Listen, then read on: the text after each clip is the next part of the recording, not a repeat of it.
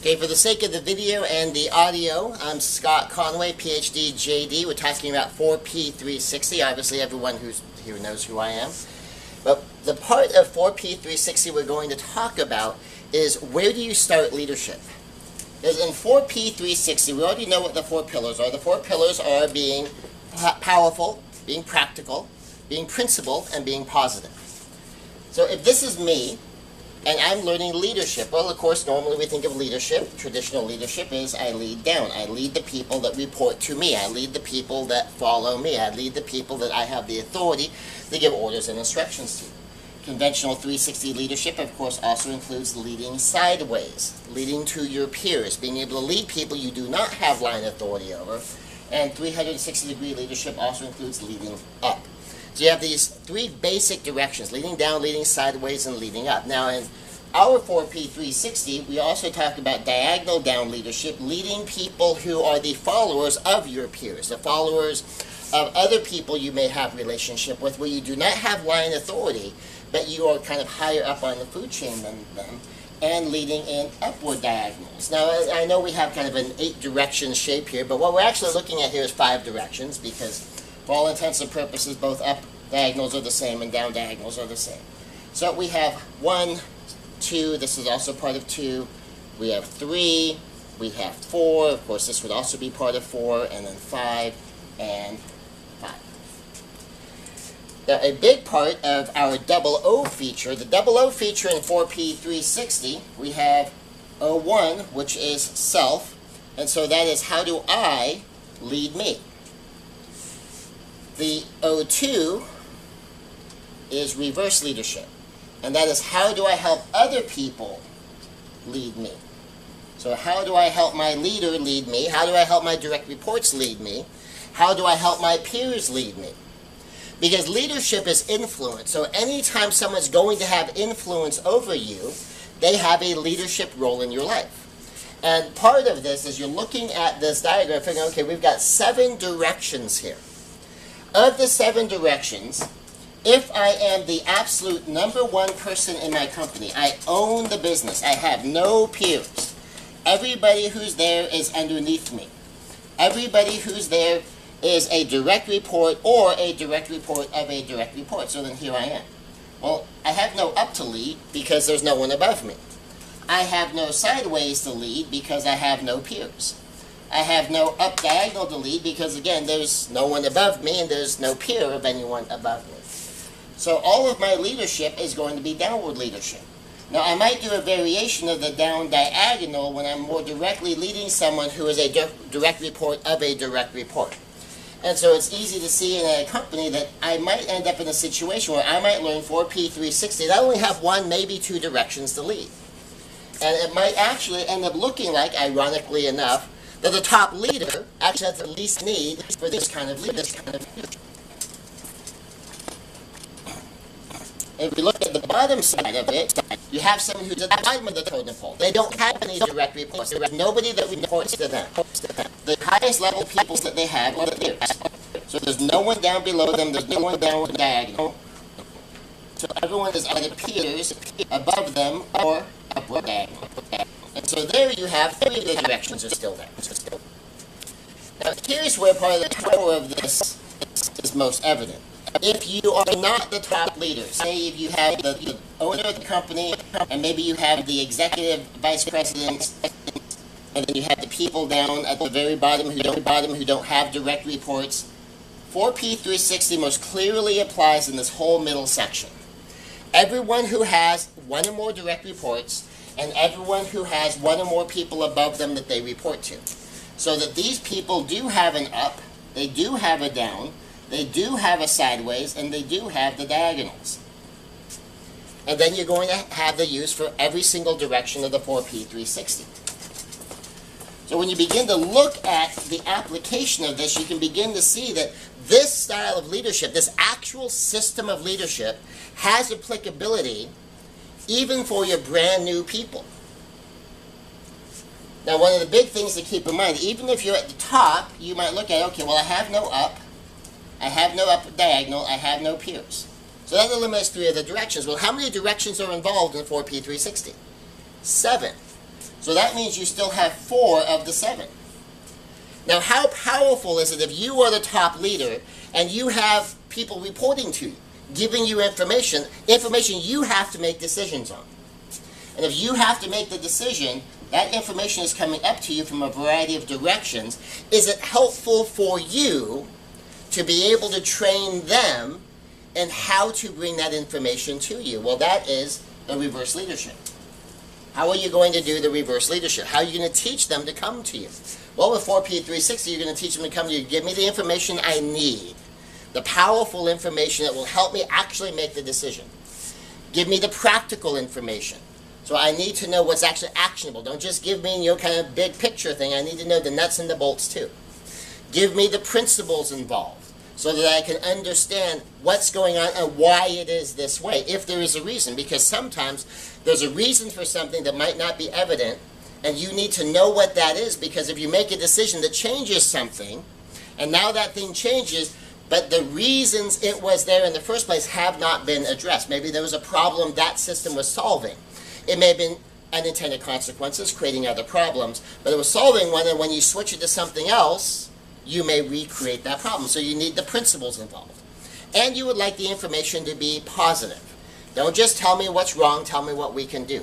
Don't just complain to me, give me actual actionable information that we can do something about. So it's not just a gripe fest.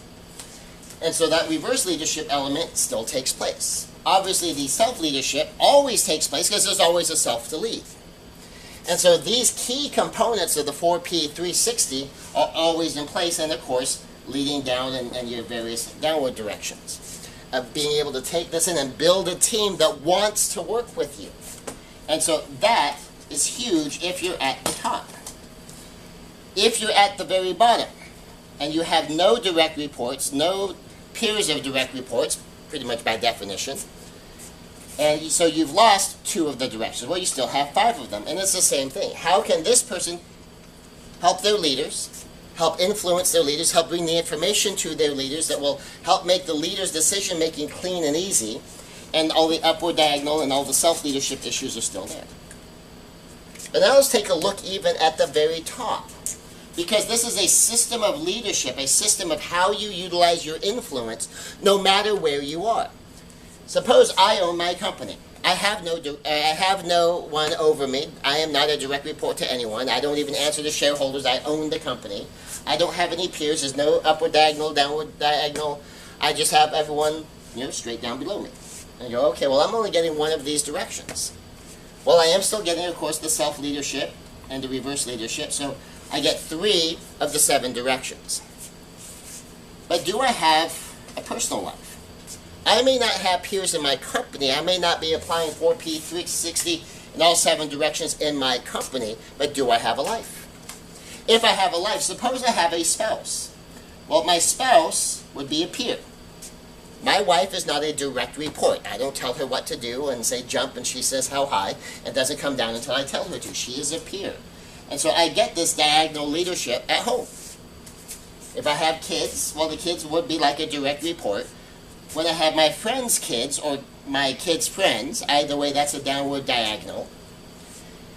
And then when I'm talking about the leading up and the leading upward diagonal, it might be other people that may think they have authority over me or may actually have some authority.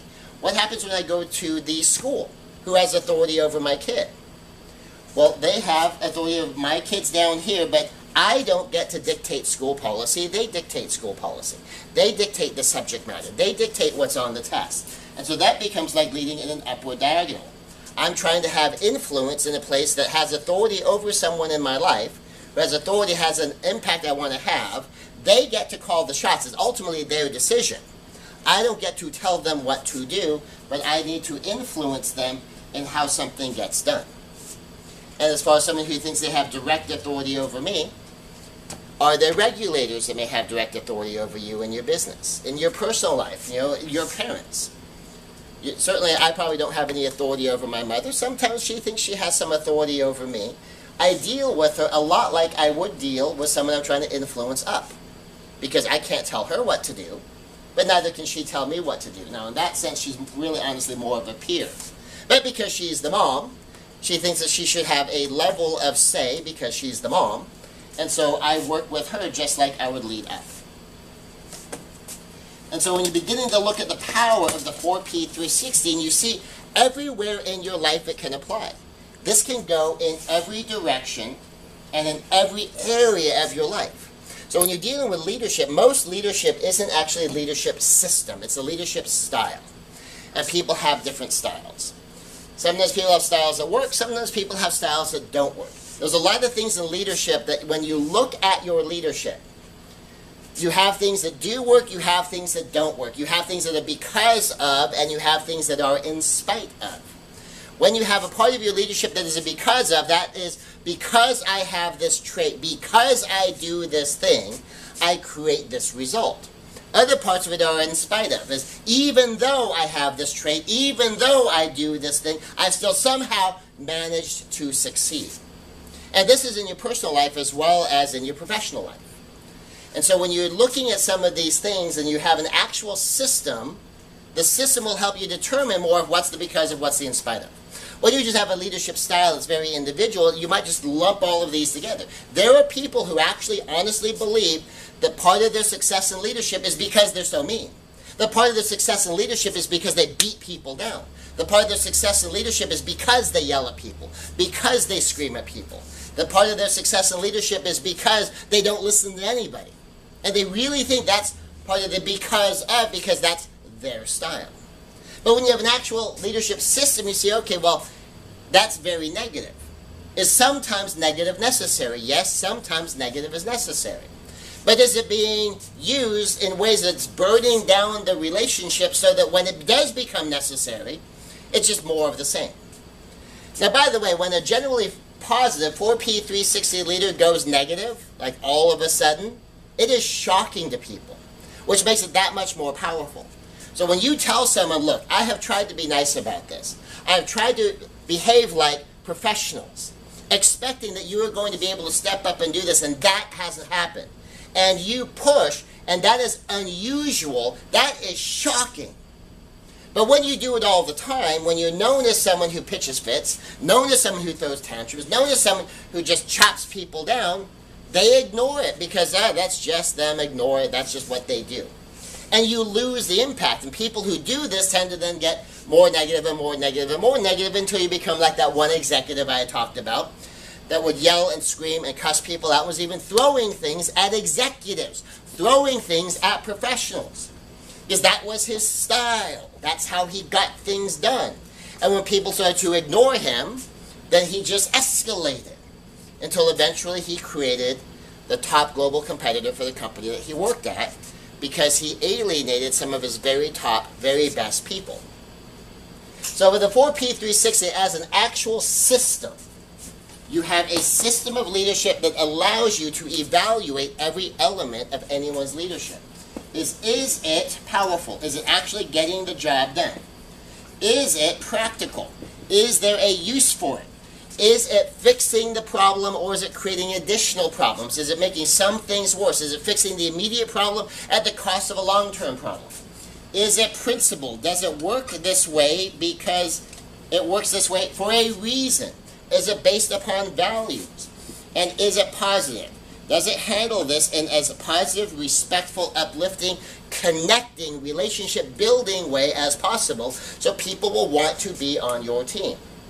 And as we look at these 4 pillars and we consider these 4 pillars in context of where you might be in sort of the food chain, whether at the top or the bottom, whether you're dealing with your business life or your personal life, how powerful is what you're doing? Is it actually working? Is it producing the outcome that you're actually after? Is it practical? Is it creating unintended consequences? Is it solving the short-term problem and creating a long-term problem? Is it principled? Does it have some reason that works? Do you understand the reason it works? Is it based upon values? Is it positive? Is it building connection? Is it preserving the relationship, or is it tearing down the relationship? And just by having these simple 4 pillars, these simple filters to take a look at everything and see, how well am I doing? And it's not going to be 100%. Every once in a while you're going to get things, especially down at the positive side, where there just doesn't seem to be a positive way to get it done. Anyone who's parented knows this. In high-stress situations where you just need obedience, Like when you're dealing with a military combat situation where there's no time for debate, there's no time for thinking, it's an emergency, decisions have to be made, they have to be made right now. Yes, there might be different ways of doing it. Yes, there might be different opinions. There is no time for that. You might not have time to be positive. And that's when it's just time for people to snap the salute, say yes sir, and go. Even if sometimes you're yelling and screaming at people to get people to do things. Police do this a lot when they're telling people, get down, clear the room. You know, in any kind of emergency situation, you have time, so there's just no time to be positive. And so when that happens, you want to have as much of a relationship as you possibly can. On the practical side, I'll tell you one of the most common things you see on the practical side is solving a short-term problem at the cost of a long-term situation. If you want the marriage equivalent, most people can relate to, or the relationship equivalent, is you're so busy trying to win the fight, you don't realize you're destroying your relationship. The business version is you're so busy trying to win your issue, you don't realize you're destroying your career. Or you're so busy trying to win the issue, you don't realize you're about to lose that key person on your team because you're alienating them. And so sometimes, you know, in the practical side, you have to, that's part of the pick your battles. Is this something worth having this level of fight over, or can we have a much more positive fight? On the principle side, sometimes you have no idea how things work. Sometimes you have no idea why it works that way. It just does. And you have a limited ability to make a principled decision because you don't understand why it works. And that might be something worth exploring later on, but you may not have time to get to the principles. And sometimes that's okay. And what the powerful thing is it going to really work? Sometimes you just don't know. Sometimes you're experimenting. Sometimes you're taking your best guess and you're going to find out if it works, and you start off with what you believe is most likely. And so in the 4P360, as you look at these, you go, okay, these are the standards. I don't expect to always hit a level 10 on every single one of these every single time. That's my target. I might come through something and it's a question mark. I really don't know how powerful it is. This is my best guess. I'm going to take a crack at it. We're going to do this all out, or we're going to do this at a wise level of investment of time, a wise level of investment of money, a wise level of investment of energy to find out if this is going to work. On the practical, sometimes you really don't know. Or sometimes the short-term issue is big enough it's worth risking the long-term repercussions. Or sometimes you have an emergency and you really just don't know. It might have some repercussions and you may just have to deal with that later. On the principle, sometimes you don't know what the principle is, or sometimes you must violate your own values in order to get something done. Now, I don't mean do things that are wrong. What I mean is you might have things that for you, they're personal priorities. You know, you prioritize service, but you're about to go out of business. And that you want to do these things, and you want to add all this extra value, but that's expensive, and it's hard to do, and if you do that, you have no more business. And you really don't want to go to your clients and, you know, raise your prices and, you know, start charging for things you used to do for free. You don't want to, because part of your value, your personal value is, I put the people above the profit. But if you realize your profit is plummeting and you're about to be out of business, you may have no choice. And you may have to re-examine your values and how you manifest those values in your business.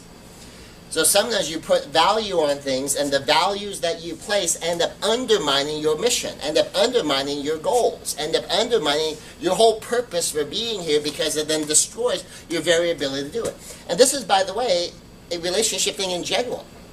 So sometimes in your marriage, you may have certain values, certain ideals you walk in with, and if you try to stick to those, you're going to lose your relationship.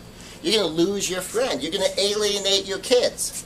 That you might have your children who grow up, move out, and never want to see you again. Marine Corps general story on this one. That he was learning this basic idea of leadership of listen. People have ideas. Listen, when you were coming up the ranks, you knew you had some ideas that you thought the people above you would benefit from listening. Now that you're the general, you're not listening to anybody. And as they did an exercise called When I Get Better At, as he got around enough times, he got past the sarcastic comments, he got past the trite comments, it suddenly occurred to him that when I get better at listening, maybe my children will talk to me again. Began to realize what he did at work, he did at home. And so what he had to do is take his value of, I make the decisions myself. I don't need to listen to anybody ever, period. I don't suffer fools lightly. and realizing that's how he was treating his kids, that's how he was treating his wife, that's how he was treating his subordinates, that's how he was treating his fellow generals and admirals. That's how he was treating the civilians. He was behaving like nobody knew anything but him. And no one could make a decision but him, and he didn't need any information from anyone to make that decision. And that he could tell everyone else what was and what to do. And that was one of his values, is I am 100% responsible, which he interpreted in his value structure as I don't listen, I just tell. And so he had to re-examine his value there when he began to realize that his value of 100% responsibility, that part's good, but the part of 100% responsibility that to him meant I don't listen, I just tell. I'm the one with the answers, nobody tells me anything. That part of his value had to go. And so sometimes you have to violate your values short term and then go re-examine them to say, okay, am I doing this value right? Because if the purpose of this value is to help connect, if the purpose of this value is to help make life better, and this value somehow is undermining my life, maybe the value needs to shift. Maybe it might still be people over profit, but maybe I need to make profit a bit higher. So maybe people are 1 over profit, not like 12 over profit. Maybe I need to still care about profit. Maybe the problem is I've been so busy taking care of people, I haven't done anything for profit, and then I can't make a living, then I can't take care of people anymore. And so you begin to examine some of the values and how they interact and how they work, but sometimes you have to do that short term and then go back and take a look at them again and see how well that's working for you. And of course we have, in the 4P360 overall system, we have a values system and how to shift, adjust, and change the definitions in those values. So all of that is included in the system. And of course being positive, we already talked about being positive. Sometimes some people just won't let you be positive. Sometimes you have to yell at them, or proverbially yell at them. So I mean, think about dealing with your kids. You might have a good kid, but if someone is stubbornly sticking to something, sometimes you have to yell at them. Sometimes you have to go negative. Sometimes you have to even threaten them. Like, you will be out of a job if this doesn't happen. Sometimes. And so long as when it does go negative, it is rare, then that gets people's attention. And when you get someone's attention, now you're having an impact. But if you do that all the time, well, then your negativity loses impact. They just assume that you're a negative person, you're just a jerk, that's just how you are. And so sometimes it's not going to be a 10, sometimes it'll be at a 1. Sometimes it might even be, at -4 or something. Sometimes you might have to stop and examine things. But because you have this 4-pillar filter, because you have a way to look at it, because you have a system, not just a style, it allows you to really dig in and take a look at all of these pieces. Even with the understanding of, okay, well, on this principle stuff, we're running about a 2. And the 2 is basically based on the fact we've never really clarified our values, and we really don't understand why things work the way they work. This is just the way we do them. But you might realize, okay, but the stuff we do does work. We're running a 10 and powerful. Sometimes we create unintended consequences and have stuff that isn't working, but that's about a 7 most of the time. And we're usually positive, but not all the time, and that's about a 6. And you can take a look at it and go, okay, well, we got this one nailed, so we don't have to work on that. You might take a look and say, okay, this is going to need some attention, because we do need to understand the principles and the values. And you might decide, well, if we know the principles, that will help us be more practical and positive, because we'll actually have a framework and everyone will know where we're coming from, and you could decide to intervene here first. Or you could decide, okay, but where our negativity is showing up is doing damage, so let's focus on the positive first. And let's put our emphasis here first, and as we're trying to be more positive, then that will help us understand our values better and create the relationship and connection more so that we can establish our values and get more buy-in on it, because we can then do this as a group.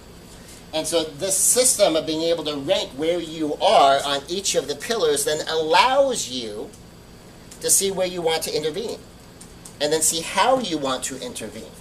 Now, of course, getting the specific interventions for you personally would be more of a coaching or mentoring issue than a pure training issue.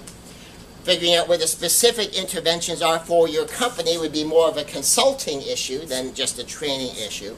But laying the groundwork, laying this foundation, learning how these things work, getting all of the tools and the techniques, working in all of these different directions is a training issue. And so we have the 00 feature. We have 7 different directions. I know you get the 007 for all the James Bond fans. And you get all of these fundamentals so you know, okay, I've got basic leadership leading down, I've got peer leadership to influence across, to influence up, to help take things off of my leader's table to make things easier for my leader. And I've got those basic directions. I'm learning the skills and techniques to do the diagonal leadership, to do the self, to do the reverse. And then how do I specifically apply that to my life? How do I specifically apply that in the company that I'm running, in the division that I'm running? Then those can be more specific consulting or coaching issues. But getting the foundation down, learning the basics, having an actual system. I mean, think about how many people have an actual system of leadership, a system of influence that works in every single direction. Because if I am taking what I'm doing in one direction, one leadership technique of trying to lead down, trying to organize my company, and maybe it works, maybe it doesn't, but I have no way to evaluate. But because you have these 7 directions, you can take any one principle, any one idea, any one technique and see, does it have an up, a sideways, a down, a diagonal up, a reverse leadership, and a self-leadership version of that works. And you begin to realize, no, it doesn't, then maybe that's a technique you don't want to be using or that you need to tweak. Do you have a technique that works in your personal life as well as your career? Are you only a professional, or do you also have a private life? Are you only a career person, or are you actually a human being with regular friends and family and contacts and other people you have a relationship with? Does your leadership system work in all of those places? Anywhere you may have influence, what are you doing? And how well are you doing it? So the 4P360 leadership system, it's for training for your employees, it's for the top person for leadership, it's for the bottom people for leadership, people who have no direct reports. It's a parenting principle. It's a child-rearing principle. It's a friendship principle. It's a relationship system. Everywhere there's human influence, human beings influencing human beings, having this system, we can walk in and take a look at this and see how well would this work in every direction. Is this the way I would counsel other people? Is this the way I want other people trained? Is this how I want my children growing up? Is this what's actually going to work? Is this going to cause unintended consequences?